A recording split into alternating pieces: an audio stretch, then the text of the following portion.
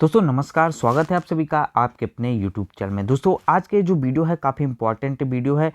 दोस्तों हमने देखा है कि कई सारे स्टूडेंट्स में जो कि यूपीएससी की प्रिपरेशन करते हैं उनमें ये डाउट्स होता है कि ऑप्शनल सब्जेक्ट कौन सा चुनें।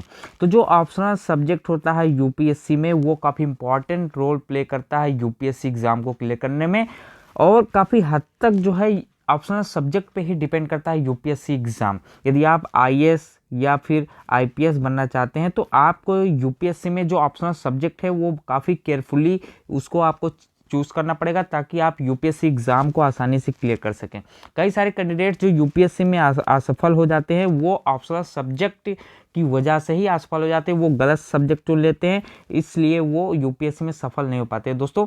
तो इस वीडियो के जरिए मैं आपको बताऊंगा कि इसमें टॉप 5 कौन से ऐसे बेस्ट ऑप्शनल सब्जेक्ट्स हैं जो आपको यूपीएससी में सफलता दिला सकते हैं। तो ये जो टॉप 5 बेस्ट ऑप्शनल सब्जेक्ट्स हैं ये लगातार टॉपर्स के द्वारा चुने जाते हैं और काफ़ी पॉपुलर सब्जेक्ट्स हैं। तो इनमें से आप कोई भी सब्जेक्ट ले सकते हैं अपने इंटरेस्ट के अनुसार और यूपीएससी में सफलता पा सकते हैं। साथ ही साथ मैं आपको बताऊंगा कि आपको ये सब्जेक्ट्स क्यों चुनने चाहिए। तो जिसमें आपको इंटरेस्ट होगा वो आप optional subject as a UPSC में अपना रख सकते हैं। तो दोस्तों आइए शुरू करते हैं। तो दोस्तों 5th नंबर पे है फिलॉसफी। तो यूपीएससी परीक्षा के अनुसार दर्शन शास्त्र यानी फिलॉसफी में इतिहास भूगोल की तुलना में 2015-16 में 7% की सफलता दर थी, और अतहर आमिर जो कि सीएससी 2015 में सेकंड टॉपर थे, उनने भी अपने यूपीएससी में एज अ ऑप्शनल सब्जेक्ट लिया था फिलॉसफी। ठीक है, क्योंकि वो इंजीनियरिंग बैकग्राउंड से थे फिर भी उन्होंने फिलॉसफी को एज आ अपना सब्जेक्ट चुना और पहली बार में ही उन्होंने यूपीएससी एग्जाम को क्लियर किया था। तो यूपीएससी में सर्वश्रेष्ठ वैकल्पिक विषयों में से एक को चुने जाने वाला सबसे महत्वपूर्ण कारण है कि फिलॉसफी में आपकी रुचि होना चाहिए। यदि आप फिलॉसफी में इंटरेस्टेड हैं तो आप फिलॉसफी ले सकते हैं, क्योंकि इंडियन फिलॉसफी पढ़ते समय यदि महान भारतीय और साथ ही जो फॉरेन फिलॉसफर्स होते हैं उनकी सोच यदि आपको प्रेरित करती है, उत्साहित करती है, तो निश्चित रूप से आप इस सब्जेक्ट को ले सकते हैं दोस्तों। तो ये है 5th नंबर का सब्जेक्ट। अब बात करते हैं 4th नंबर के सब्जेक्ट पे। तो दोस्तों जो 4th नंबर पे है वो है पब्लिक एडमिनिस्ट्रेशन।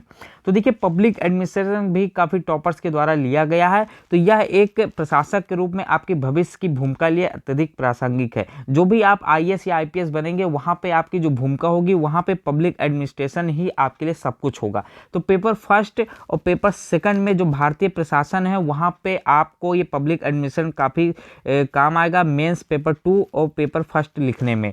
ठीक है, उसके साथ ही आप जवाबदेही, कार्मिक और वित्तीय प्रशासन, संगठन इत्यादि को समझने में इसका हेल्प ले सकते हैं, जिससे आप अंततः अपना हिस्सा बना लेंगे। जो आप सर्विस करेंगे वहाँ पे आपको ये काफ़ी काम आएगी। तो यह विषय को बहुत ही व्यवहारिक और महत्वपूर्ण बनाता है। यदि आपको पब्लिक एडमिनिस्ट्रेशन में, प्रशासकीय शासकीय में इंटरेस्ट है तो आप जरूर इस विषय को ले सकते हैं दोस्तों।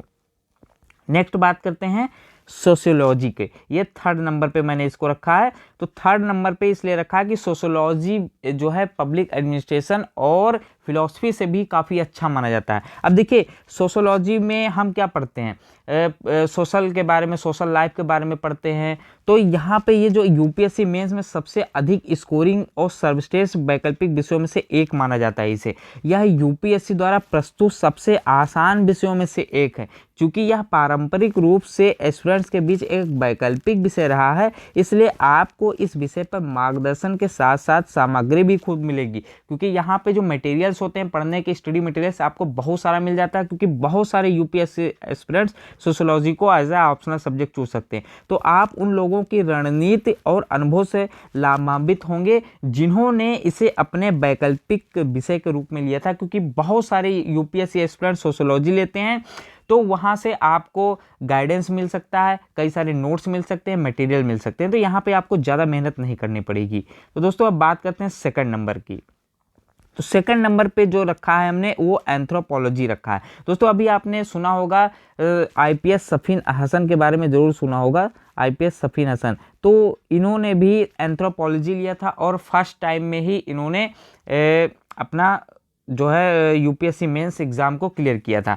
तो एंथ्रोपोलॉजी को यूपीएससी में सर्वश्रेष्ठ वैकल्पिक विषयों में से एक माना जाता है। इस विषय की स्कोरिंग प्रकृति के कारण इसे उम्मीदवारों द्वारा चुना जाता है और कई टॉप रैंकों के साथ कई छात्रों ने इसके लिए उच्च स्कोर प्राप्त किया है। जो लोग मानव विज्ञान के बारे में सोच रहे हैं उनके लिए अच्छी तरह से मानव समाज और उनके विकास का अध्ययन है। जो एंथ्रोपोलॉजी है वो एक तरह से मानव विज्ञान ही है, मानव के बारे में अध्ययन ही एंथ्रोपोलॉजी होता है। तो जिनको इस बारे में मानव समाज और मानव के विकास में अध्ययन में जो इंटरेस्ट है तो वो इस सब्जेक्ट को ले सकते हैं और काफ़ी हद तक इसमें अच्छा स्कोर कर सकते हैं। अब दोस्तों बात करते हैं सबसे फर्स्ट नंबर के, ठीक है।